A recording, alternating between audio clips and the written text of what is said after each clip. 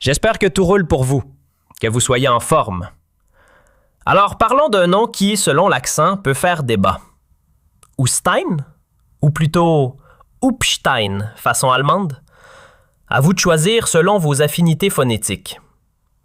Quoi qu'il en soit, cette affaire, qu'on l'épelle à l'anglaise ou qu'on la gronde à la teutonne, a été un séisme planétaire. Un raz-de-marée médiatique déclenché au tout début de février 2026, quand le département de la justice des États-Unis a balancé, oui, balancé en ligne des milliers de documents.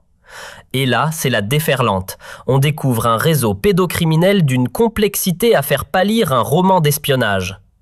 Au cœur de ce cauchemar, Jeffrey Epstein, financier américain, souvent présenté comme milliardaire. Mais attention, c'est plutôt un multimillionnaire bien dodu version deluxe. Ce personnage, au portefeuille aussi épais que son carnet d'adresses, est accusé d'avoir orchestré un système d'exploitation sexuelle incluant des mineurs, victimes de viols et d'abus à répétition. Une histoire qui n'a pas simplement traversé les frontières, elle les a pulvérisées. Car dans ce scandale mondial, on retrouve de gros noms. Des figures politiques comme Donald Trump, la royauté britannique, les monarques des Émirats ou du Maroc, et même des stars du sport et de la culture. Coucou Jack Lang. En bref, l'affaire Epstein a fait exploser les compteurs de l'indignation et noircir les pages de tous les journaux de la planète. Il aura suffi de 3 petites journées, allez, peut-être 4, pour qu'un nouveau nom surgisse des abysses du scandale Epstein. Et pas n'importe lequel, un nom qui a glacé le sang de nombreux Algériens. Depuis 72 heures, c'est la sidération totale. Les médias français s'en sont emparés comme des fauves sur une proie, surtout depuis que France 2 a lâché une bombe en prime time. Un reportage qui braque les projecteurs sur un certain chasseur de mannequins originaire d'Algérie. Le plus fou, ce monsieur est mentionné plus de 2000 fois dans les 3 millions de documents publiés par les autorités américaines. 2000, rien que ça. Ce recruteur de beauté, propulsé au centre de la tourmente, s'appelle Daniel. Oui, Daniel. Un prénom qui ne sent pas vraiment le couscous ou le désert. Mais attendez, son nom de famille, Siad, vient mettre les pendules à l'heure. Il est bien d'origine kabyle. Daniel Siad, donc.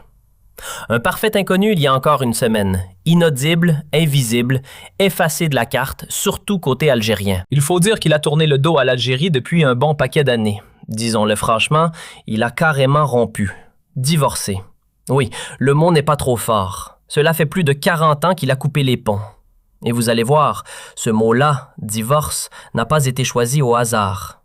Depuis que France 2 a lâché son pavé dans la mare, via ses émissions phares L'œil du 20h et Complément d'enquête, un nom jusque-là inconnu du grand public est devenu viral. Daniel Siad. Le 9 février dernier, la chaîne a diffusé une investigation choc, sobrement intitulée « L'ombre de Daniel Siad ». Et là, boum!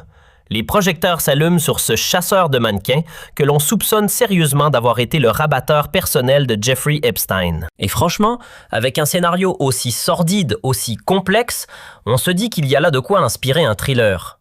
Sérieusement Netflix, qu'est-ce que vous attendez pour lancer la production? Le casting est déjà prêt.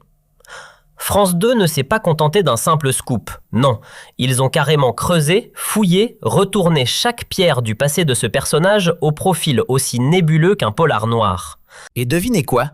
Le nom de Daniel Siad revient en boucle, comme un refrain lugubre dans les archives explosées par la justice américaine. Plusieurs femmes, aujourd'hui majeures, racontent que c'est lui qui les aurait mises en contact avec l'infâme Epstein. Depuis, c'est l'effet domino. Le Figaro, Le Monde, France 24, Libération, tous les poids lourds de la presse francophone se sont empressés de relayer les trouvailles de France 2. Et comme si ça ne suffisait pas, une ressortissante suédoise aurait même porté plainte pour viol et agression sexuelle contre lui. Résultat, le nom de Siad, avec l'étiquette « Origines algériennes » bien en évidence, se retrouve partout. À la une, dans les colonnes, sur les plateaux. Et chez nous, en Algérie, l'affaire a pris une tournure encore plus virale. Le nom circule, les regards se croisent, les questions fusent. Nous, à Algérie Part, on a été littéralement bombardés de messages. C'est qui ce type? C'est vrai tout ça? Pourquoi on n'a jamais entendu parler de lui? Bref, l'ombre de Daniel Siad intrigue, dérange et divise. Mais surtout, elle ne laisse personne indifférent. Alors oui, vous êtes nombreux à nous avoir écrit, interpellés, demandé « Mais c'est qui ce gars-là » Et on va pas vous laisser sans réponse. On a recoupé un maximum d'infos, vérifié nos sources, analysé tout ce qui traîne. Bref, on a fait notre boulot. Parce qu'on ne va pas se mentir, cette affaire, c'est un vrai labyrinthe. Plus on avance, plus on se perd. Et comme si ça ne suffisait pas, elle est noyée dans un océan de rumeurs, de spéculations et de théories farfelues boostées par l'intelligence artificielle, les algorithmes fous et les fake news qui pullulent sur les réseaux. Un jour, on vous dit blanc. Le lendemain, c'est noir. Et parfois, c'est les deux à la fois. Mais revenons à Daniel Siad. Techniquement, oui, il est algérien, biologiquement parlant. Mais lui, il rejette totalement cette étiquette. Il ne se dit pas algérien, non. Lui, il se revendique kabyle à 100%, et ce n'est pas une posture de circonstance. Daniel Siad, c'est un militant de la première heure du MAC, le mouvement pour l'autodétermination de la Kabylie.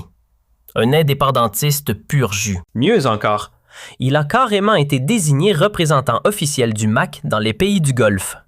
Mais ça, on en parlera plus en détail dans un instant. Avant de décortiquer son combat politique, faut déjà comprendre qui est vraiment cet homme. C'est maintenant qu'on entre dans le dur. Alors, reprenons depuis le début. Avant de devenir Daniel, avant le personnage public, les polémiques, les enquêtes, il y avait Ammar. Ammar Siad, né non loin d'Azazga, en plein cœur de la Kabylie algérienne. Dans les années 80, à l'âge de 22 ou 23 ans, il claque la porte de l'Algérie pour poser ses valises en Suède. Stockholm deviendra sa nouvelle maison et la page algérienne sera définitivement tournée. Là-bas, il épouse une Suédoise, construit une vie de famille et obtient la nationalité locale. D'Ammar, il devient pour certains Amiros, un petit surnom tendre donné par ses cousins restés au pays. Mais l'histoire ne s'arrête pas là. Un jour, Ammar décide de renaître. Exit son passé, il opte pour un nouveau costume, Daniel Siad. Pourquoi ce changement? Parce qu'il se convertit au judaïsme et choisit d'assumer une nouvelle identité, celle de juif berbère. Un positionnement clair, aucun lien revendiqué avec l'islam, aucun pont vers le christianisme. Il se présente systématiquement comme juif d'origine berbère, un profil pour le moins atypique dans son parcours. Alors, ce fameux Daniel est-il aussi français? Peut-être. Certaines sources l'affirment, mais à ce jour, aucune preuve solide. On a bien tenté de creuser. Anciens collègues, proches, connaissances de longue date, ceux qui l'ont croisé ou fréquenté durant ces 40 années d'ombre et de lumière. Mais ce mystère reste entier. Et franchement, on dirait presque un roman d'espionnage. Alors, Daniel Siad, concrètement, il faisait quoi dans la vie? Eh bien, tenez-vous bien. Son job officiel, c'était chasseur de mannequins. Oui, c'est un vrai métier. Non, ce n'est pas une couverture pour un réseau obscur. Ce n'est pas un mafieux ni un dealer d'êtres humains caché sous un costume chic. À la base, c'est un boulot parfaitement légal. En gros, il était payé pour dénicher les visages et les silhouettes qui allaient défiler sur les podiums ou briller dans les pubs de grandes marques. Le concept? Repérer des jeunes femmes prometteuses, flairer le potentiel chez celles qu'on croise dans la rue, les centres commerciaux ou même à la sortie du métro. Il les approchait, les convainquait de tenter leur chance dans le mannequinat, puis les mettait en lien avec des agences de mode, parfois très renommées. Par la suite, ils pouvaient aussi gérer leur carrière. Portfolio, déplacements, contrats. Bref, ils jouaient à la fois le découvreur de talent et le mentor. Et ce petit manège, Daniel S. le pratique depuis la fin des années 1980. Entre-temps, il a fondé une famille en Suède, élevé des enfants, mené, en apparence du moins, une vie paisible.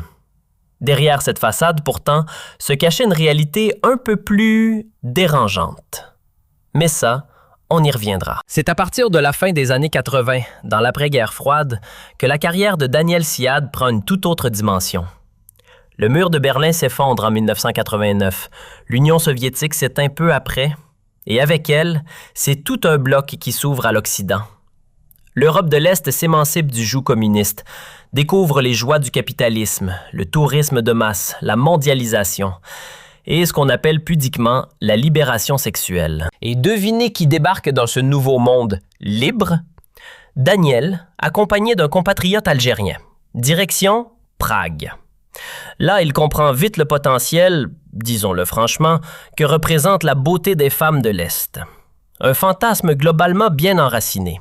Entre les Miss Univers slaves, les mannequins starisés, les égéries de marques de luxe ou d'Hollywood, l'Est a longtemps été perçu comme un vivier inépuisable de visages angéliques et de corps calibrés. Daniel, flairant l'aubaine, s'installe dans cette capitale en pleine mutation et se spécialise dans la découverte de talents féminins de la région. Avec le temps, la beauté des femmes d'Europe de l'Est n'est pas seulement devenue un cliché, c'est devenu un marché. Et lui, il y a vu une opportunité à saisir, pleinement.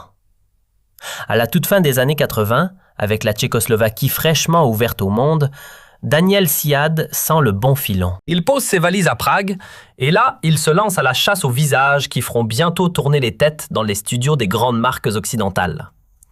Très vite, il développe un flair redoutable pour repérer les futures icônes de la mode venues d'Europe de l'Est.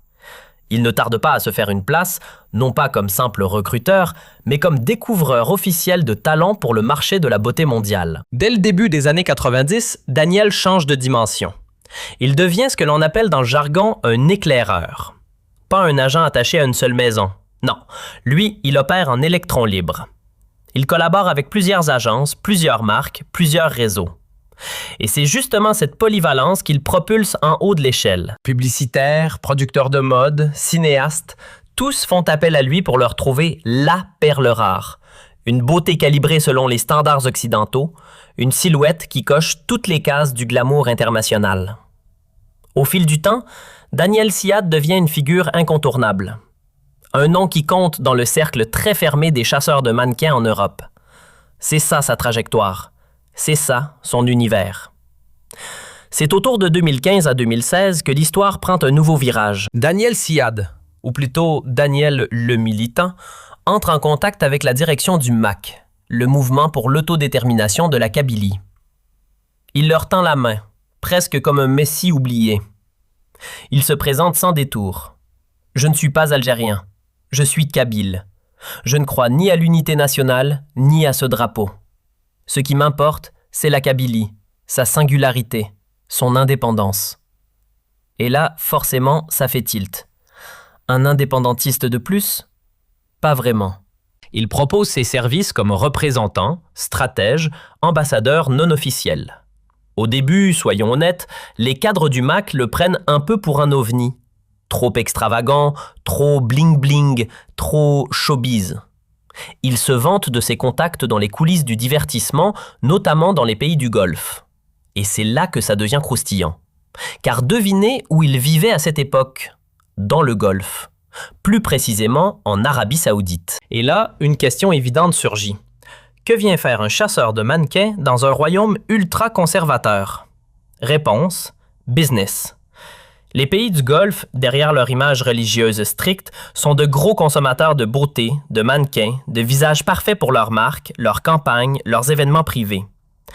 Pendant des années, ces régions ont attiré un flot de femmes venues d'Europe de l'Est. Mais l'envers du décor est bien plus sombre. Dans cet univers clinquant, le glamour frôle souvent le gouffre. Car toutes les mannequins ne deviennent pas des Naomi Campbell ou des Claudia Schiffer. Beaucoup échouent, tombent dans l'oubli, ou pire, glissent doucement dans les réseaux de prostitution de luxe. Et Daniel? Lui, il naviguait pile dans ce monde-là. Alors, Daniel Siad, proxénète ou pas? La question plane comme une épée de Damoclès, mais on y reviendra plus tard. Restons pour l'instant sur son passage au MAC. Ce qu'on sait, c'est qu'il a bel et bien fréquenté le mouvement. Au départ, ses grands discours faisaient hausser quelques sourcils. Il balançait des noms à la volée. « Je connais Mohamed Ben Salman. Tel émir est un ami. J'ai des liens dans les plus hautes sphères du business et du showbiz. » Classique. Le genre de déclaration qui sonne un peu trop beau pour être vrai. Les cadres du MAC, prudents, l'ont d'abord pris pour un doux illuminé. Mais Daniel, visiblement, savait comment convaincre. Il aurait sorti des preuves, des photos, des messages, des preuves de rendez-vous.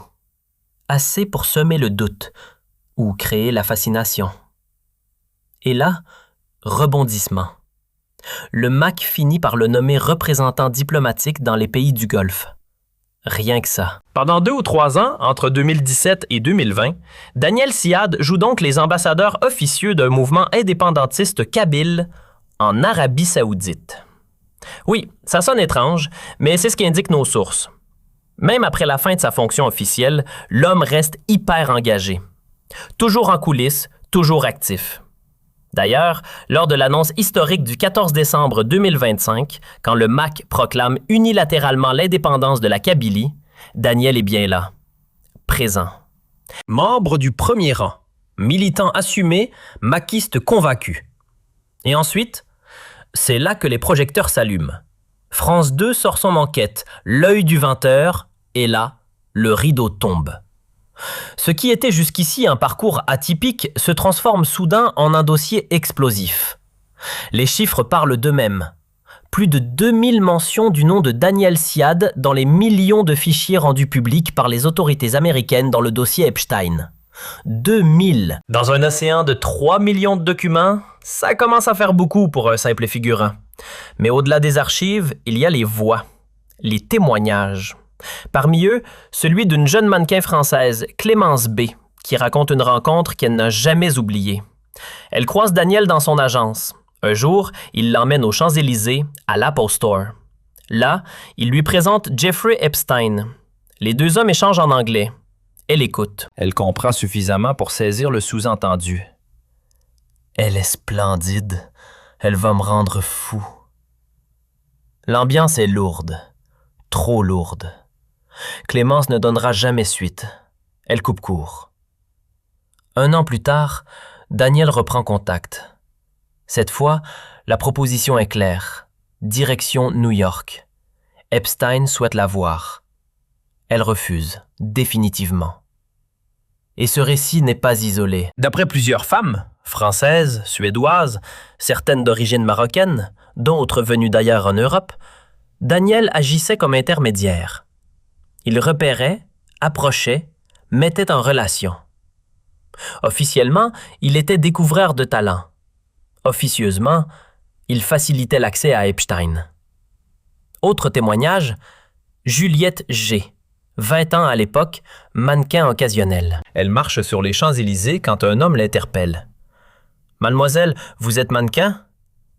Il se présente comme chasseur de tête, promet des opportunités à New York. Le rêve américain, version carte postale. Derrière la promesse, une destination bien précise. Selon l'enquête, Daniel Siad aurait été l'un des principaux recruteurs de jeunes femmes pour Epstein. Ce n'était pas un simple contact parmi d'autres. Il était une passerelle. Si l'on résume froidement, le rôle attribué à Daniel Siad était simple. Repérer, séduire par la promesse d'une carrière, organiser le voyage vers New York, puis présenter ces jeunes femmes à Jeffrey Epstein. Un circuit bien huilé. Plus il livrait de profils, plus il était rémunéré. C'était la mécanique. D'après l'enquête de France 2, au moins 4 Françaises auraient été approchées et orientées vers Epstein par son intermédiaire. L'une d'elles raconte avoir été conduite dans l'appartement parisien du financier américain, un immense duplex avenue Foch, près de 800 mètres carrés de luxe discret. Ce qu'elle décrit ensuite est glaçant. Plusieurs années sous emprise, exploitée sexuellement. Son témoignage a été recueilli dans le cadre des investigations menées par la police française à la recherche de potentielles victimes. Concernant Daniel Siad, elle explique qu'il lui demandait de repérer d'autres filles pour Epstein, officiellement pour des massages. Officieusement, le sous-entendu était clair. Il lui montrait des photos, notamment de jeunes femmes marocaines, et attendait son avis. Est-ce que ça pourrait lui plaire? Elle affirme avoir refusé d'entrer dans ce jeu. Elle connaissait l'envers du décor. Elle savait ce que cela impliquait. Et elle ne voulait pas qu'une autre subisse ce qu'elle avait vécu. Selon l'enquête de France 2, les accusations sont sans détour. Daniel Siad serait l'un des rouages principaux dans la mécanique de trafic d'esclaves sexuels. Plus question ici de mannequin ou de carrière dans la mode. On parle d'exploitation pure et dure. Et forcément, après la diffusion de ce reportage choc, reprise par presque tous les grands médias français, Daniel sort de son silence. Sa riposte, une vidéo postée sur TikTok. Oui, vous avez bien entendu. Pas sur une grande chaîne, pas via un avocat, mais sur TikTok. Dans ce clip, Daniel tente de rétablir sa vérité. Il y explique calmement, parfois même avec une pointe de fierté, qu'il a bien connu Jeffrey Epstein, que ce dernier lui a été présenté comme un homme sérieux, très influent, proche de grands dirigeants et de figures mondiales. Un homme à l'image lisse, presque irréprochable, du moins à l'époque. Il poursuit en disant avoir collaboré avec Epstein uniquement dans un cadre professionnel. Il envoyait, selon lui, des photos de mannequins qu'il rencontrait lors de ses déplacements. Les échanges se faisaient par mail, les contacts étaient, d'après ses mots, 100% officiels. Il insiste sur le fait qu'il ne vendait rien, que ce rôle était celui des bookers, des agents d'agence. Lui, dit-il, était simplement heureux d'être associé à un univers aussi prestigieux que celui de Victoria's Secret, un monde qu'il admirait, fréquenté, selon lui, par les plus hauts responsables politiques de la planète. Et pour lui, ce lien-là était une fierté, vraiment. Avec le temps, les révélations s'accumulent et l'image de Daniel Siad s'assombrit. Le nom devient de plus en plus associé à l'impensable, des actes liés à la pédocriminalité. Face à cela, Daniel tente de se défendre, bec et ongles.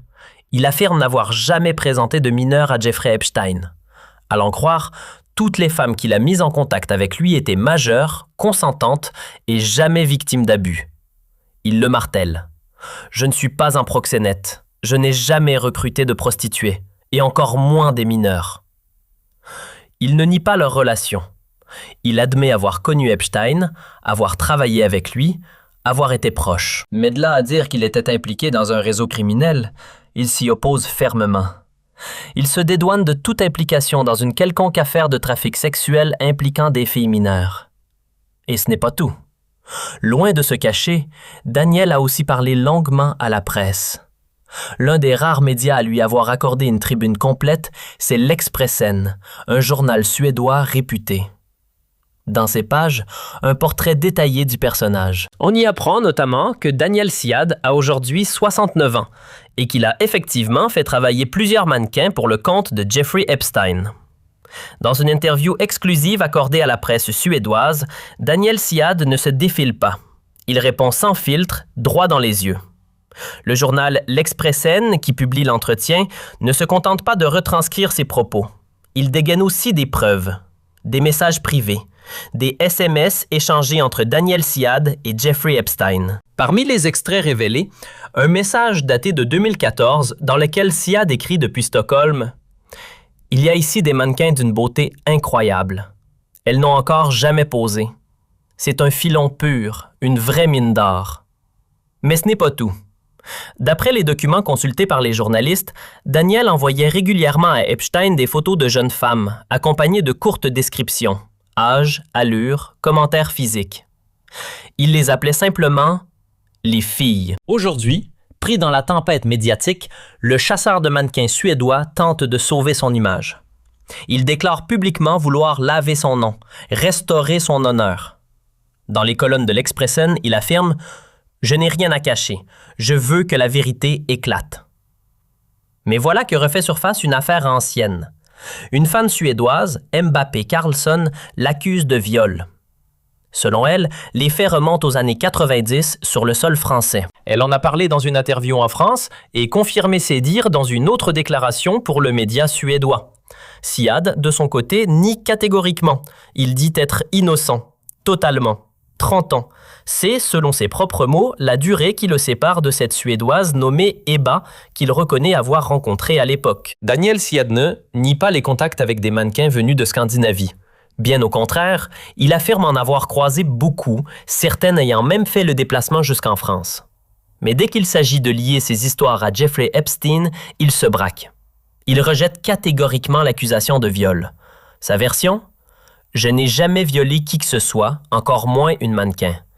Oui, il a pu m'arriver de draguer, d'essayer, mais jamais je n'ai franchi la ligne rouge. Ce n'est pas qui je suis. Ce genre d'acte, c'est à des années-lumière de mes principes. Il insiste également sur sa réputation dans le milieu. Un professionnel reconnu, actif depuis des décennies auprès d'agences françaises de renom. Et pour prouver sa bonne foi, il invite même à vérifier auprès de ces agences. En résumé, pour Daniel Siad, il n'y a rien à cacher. Et surtout, aucune zone grise. Daniel poursuit sa défense en expliquant, presque avec une pointe d'agacement, que son anglais porte un accent français. Selon lui, cela aurait compliqué certains échanges avec les journalistes suédois. Une précision linguistique qui, à ses yeux, expliquerait bien des malentendus. Puis il renverse la perspective. Il affirme ne pas être un coupable, mais une victime. Oui, victime. Comme d'autres personnes éclaboussées par cette affaire tentaculaire. Il assure être en relation avec Jeffrey Epstein depuis 2009. 2009, pas 2029, précise-t-il. Et martèle qu'il n'a jamais pris part à des actes impliquant des mineurs. Dans ses déclarations, il reconnaît certains faits, mais seulement ceux qui ne l'incriminent pas directement. Il admet avoir perçu en 2017 un prêt d'environ 250 000 couronnes suédoises, remboursables sur plus d'une décennie. Il rappelle qu'il s'est installé en Suède à 23 ans, qu'il y a construit sa carrière de découvreur de mannequins et que ses contacts avec Epstein étaient d'ordre professionnel. Mais il pose des limites très nettes. Il n'a jamais mis les pieds sur l'île privée d'Epstein dans les Caraïbes. Il ne l'a jamais accompagné en boîte de nuit. Et surtout, insiste-t-il presque avec soulagement, aucune photo compromettante n'existe entre eux. Oui, ils se sont rencontrés. À Paris, à plusieurs reprises. Mais toujours dans un cadre qu'il décrit comme strictement professionnel. Casting, appel, échanges liés à des profils de mannequins. Rien d'autre, selon lui. Il nie catégoriquement toute participation à des violences sexuelles, à des soirées dépravées ou à ce que certains qualifient d'exploitation de jeunes filles âgées de 15 à 17 ans. Puis arrive la question frontale du journal suédois L'Expressen. Dans les documents, votre nom apparaît à côté de références à des adolescentes. Comment l'expliquez-vous? Sa réponse tombe, sèche. Non, non et non. Pourtant, un message datant de 2014 existe. Dans ce SMS adressé à Epstein, Daniel évoque des talents scandinaves qu'il aurait découverts. Il précise que certains seraient disponibles prochainement et mentionne que 5 d'entre eux, âgés de 16 et 17 ans, pourraient être prêts l'année suivante, tout en ajoutant qu'ils ne pouvaient pas envoyer de photos. Un détail qui, forcément, soulève des questions. Et Daniel Sayed, une fois de plus, tente de désamorcer les accusations.